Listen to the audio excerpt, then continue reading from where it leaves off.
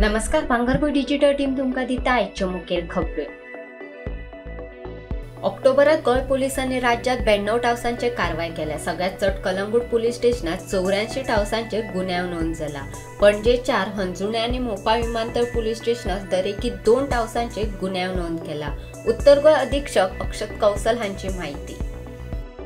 कदंबा महामंडळ 70 वाहक पदां खातीर भरती करतले। ही पदां दिसपट्टी तत्वाचेर भरतले। 10वी पास आनी येरादारी खात्यान जारी केल्लो वाहक परवानो आनी बॅज आशिल्ल्या उमेदवारांक महामंडळान अर्ज करपाचो उलो केला। इत्सूक उमेदवारांनी 21 नोव्हेंबर मेरेन महामंडळाच्या पर्वरी कार्यालयात अर्ज सादर करप गरजेचे आसा।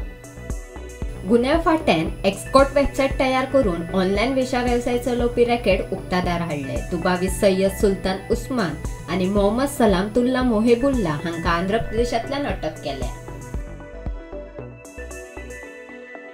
कलंगूट पोलिसांनी आनावाडो कांदोळे धाड घालून 30,000चे ई सिगरेटीचे सामान जप्त केला।